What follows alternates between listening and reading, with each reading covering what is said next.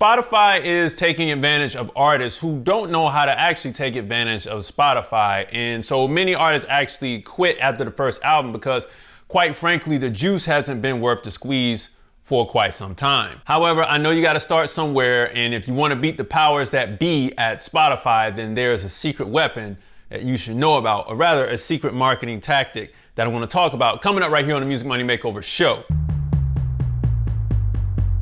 Everybody, welcome back. Welcome back. I've taken a small hiatus because I had to move the studio. We have a new setup here, and you're going to see the growth of this space right here grow in the next couple of days or whatnot. I'm just trying to get angles and lighting and things like that, together and stuff like that. So I'm not going to ramble too much. You'll see this grow. Sorry for the missed emails and the miscommunication that's going on behind the scenes. I just got a lot of stuff going on and a lot of stuff moving. We'll get back to that. The team will get back to you, hopefully in a timely fashion coming up this week. All right, but let's jump into the show. Let's talk about what Spotify essentially is and how we can actually beat this machine, or at least put it back in its place. What Spotify essentially is. Because Spotify is free and minimally paid, we only get paid fractions of a penny for the usage of our recordings.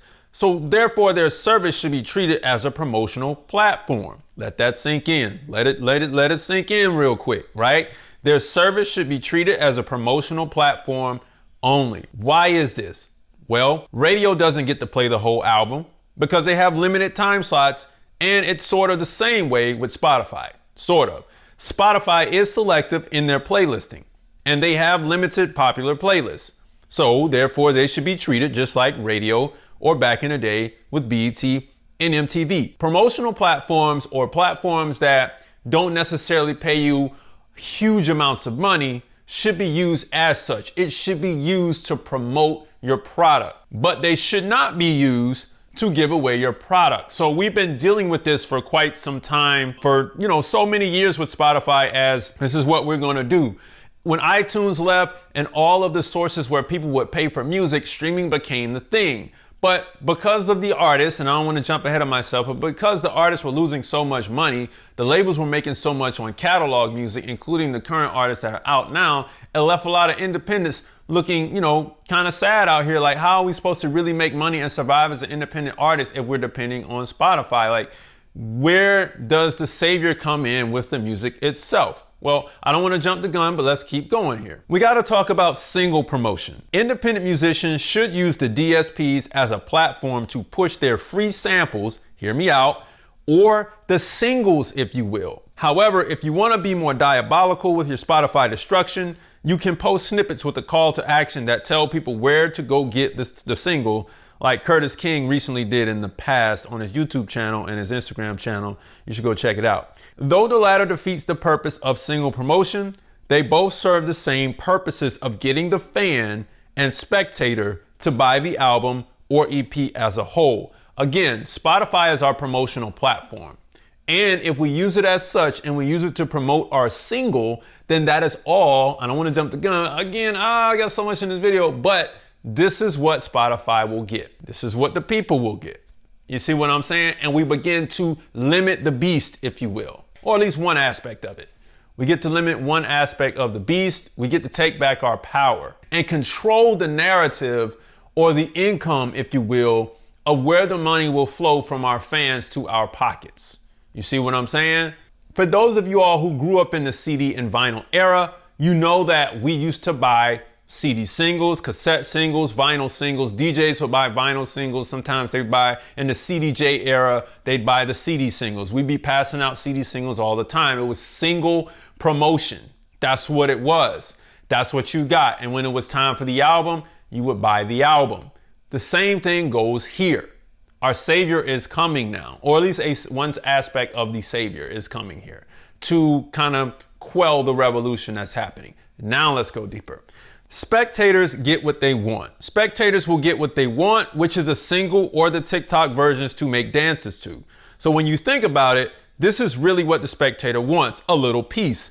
They're not committed to you to buy your album or EP. So just give them what they want. Hey man, if you're just stopping by, this is what, like if you've seen my videos in the past, I call the people on Spotify the samplers, because they're getting all the free samples at Costco or wherever you are, they're just, hey, you free sample. They're getting a free orange chicken sample at the mall.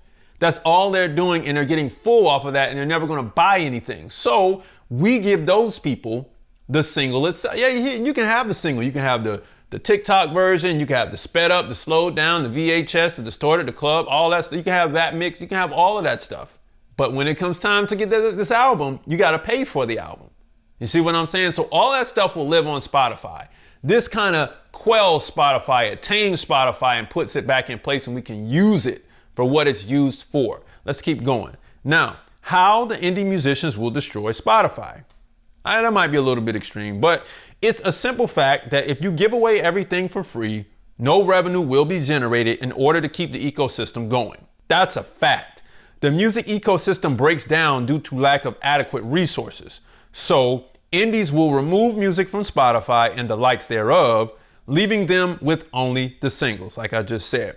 This means less content for Spotify, which also means less traffic and revenue, which leads to its demise. And it might not be a strong demise, but it puts it back in its place. Like, okay, you've overstepped your boundaries. Let's keep going. What makes you so sure of this? Artists are tired. And if there is an option to force the hand of the consumer to pay more for their art, artists will use that option. A revolution is happening in D2C, and it will scale and become commonplace by 2026. The public will adapt by then. They'll adapt the same way they adapted to streaming, the same way they adapted to cassettes, CDs, vinyl from piano rolls, and going to see live music at concert halls. They will adapt to it. So let's talk about the revolutions, and I'll keep going. First, we had a revolution with streaming because the public was like, yo, the amount of CDs that's coming out right now is crazy. Half of them are crap. Some of them you get a few singles on there that you like, but for the rest of it, it's like, yeah, whatever. The reason why this happened was because Pro Tools came out and it made recording a lot more efficient and simpler after ADATs went out and 2-inch tape went out. Okay, so now our technology got faster. Artists started making more material and just putting a little bit more crap mixed in with the quality records. Get what I'm saying? But then so much of it came out that the public said, nah, we're good. We're tired of paying $18.99 for these CDs. It's too much of a markup here for the ease of technology that you're doing it at. All right, cool. Well, we had another revolution in the TuneCore era in 2005 at the same time. Artists were like, nah, I want my masters. I want all of them, right? And this really came out of the 90s into the 2000s. Artists wanted their masters, and the independent revolution really took off. Like, it really took off at this point, okay? So now you have artists, they're able to record themselves in the studio on their Pro Tools setup. Then they can distribute it themselves to iTunes at the time, because Apple Music wasn't out. Spotify did come out till 2006. TuneCore was out before that. So now you could distribute it to iTunes and eMusic, and I think Google Play was out at the time. Don't quote me on that. But you could then distribute. So we had another revolution on rights and independence, okay? Then Spotify came out, and it was like, at the time, this was going to be something great. We had another rush. That meant that if we got this music distributed, people could listen a lot quicker, a lot faster. So we gave them more music, just like we did in the CD era when Pro Tools matched it. Now we have a streaming point with a distributor, and we have fast recording. And on top of that, the consumer can actually listen to more than just the single itself. Oh, this is a winner. This is a winner chicken dinner. Let's push more. But all of this was at the expense of our art. So we kind of overstepped our boundaries here. So therefore, the D2C had to come in and save the day. And I'm actually giving you the game plan for probably the next 10 to 15 years in the game. So this is going to, if you're watching this video right now, this is a revolutionary concept. Okay, let's keep going. Shouldn't your album be everywhere for people to hear? Because I know you're going to ask me that. The beginnings of a revolution are not for everybody. And I believe that the consumer will adapt to the D2C platform of their choice, just like they adapted to iTunes before and Spotify as well, like I just said. But here is the kicker and the key point. Eventually, your music will be on multiple D2C platforms as they emerge, just like Apple Music, Amazon, Spotify, right? And soon to be TikTok Music soon. The consumer will adapt. So if our top two D2C platforms that are kind of getting traction right now, Bandcamp has always been there, and Even is there. Of course, there's others like Single XYZ and stuff like that. But Even in Bandcamp, if these are going to be our top two that emerge first, then the consumer will adapt to it so long as the artist revolution continues and the artist says, you know what, I'm going to put a lot of work and effort into my project, and I'm going to put it for sale on a platform where there's already an app to listen to it for the consumers, so they're kind of familiar with the streaming type of thing, and they can get more access to do different things on this app, but mainly just to buy the album and stream it there. And on top of that, they can also, for those who don't want the album, they can have it over here on Spotify. So it's like you get everything that you want with D2C added on in Streaming 2.0. I've been saying this about Streaming 2.0 in my last Spotify video months ago. It's here now. Whether you think it is or not, technology comes along, people adapt.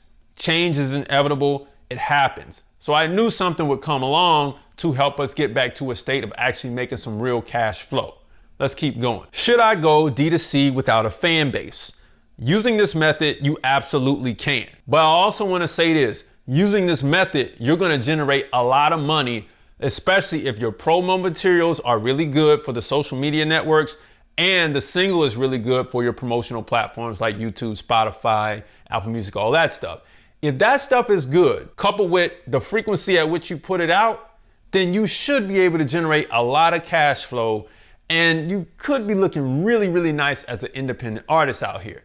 Therefore, if you're a music creator or if you are a new music executive who needs to build your record label and publishing company in 60 days or less to handle all this cash flow, then jump into the 60-day record label course beneath this video and get started today. You'll gain the ability to get real funding for that label. On top of that, you'll be able to prevent yourself from getting screwed contractually in this game, and you'll keep the middleman out of your pockets. But if you're skeptical, I want you to grab my free guide, 10 Major Steps to Increase Your Record Label's Profits, beneath this video. A free split sheet comes with that download. Now, let's talk about your upside in all of this right here. Using this method builds cash flow faster, even though the road is much harder to trek.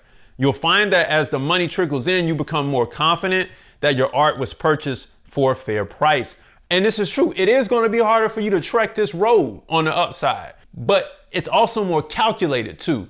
It gives you more time to plan the course and then stick with the strategy so that the consumer can get a better experience. Yes, it's hard work. Selling CDs was hard work when we didn't have social media and we had to do the shows and we had to be at the club and we had to network. And that networking piece and being outside piece is a piece that's missing for a lot of artists, because a lot of artists kind of tend to stay inside of the home and they don't actually step out to shake hands and kiss babies. And that's an element that's missing. And I believe that this element will bring that back. Okay, but let's talk about the downside to this process. Sticking with the streaming route, that's the downside. This will continue to put you behind the cash flow. It will also become less fulfilling and prevent you from mastering the learning curve of D2C while it becomes cutting edge. So what I'm saying is limiting your cash flow happens because you gotta wait 90 days for that money to come in from Spotify. With D2C, you get that money tomorrow. So let's say you first started slinging CDs back in the day and you sold a CD for $10 and you got it like that day, you could get it the next day. So there's a little bit of a buffer because we're playing with digital money here, but at least you're getting your money a lot more immediate than waiting 90 days for it to come into your distributor's account. See what I'm saying? So if you stick with the streaming route, the money that it would take to actually continue to fund your process takes a lot longer, especially if you were depending on that music to get going, which many of you are because it's your first product that you're selling. We can't even talk about merch because it doesn't even matter yet. It's too much for you to handle while you're just trying to learn how to sell your first $10 to $25 product. So if you're building a future for yourself and you're trying to figure out how to put or attain Spotify or get the most out of Spotify or position it in a way that Spotify will be some use for you rather, then this is the way that I believe that you can get it done. So Music Money Makers, if you make music, you should always make money. Log on to musicmoneymakeover.com, jump into the 60-day record label course, download the free stuff below, book a call on musicmoneymakeover.com, smash this like button. Guess what? I'll see you all next time. Peace.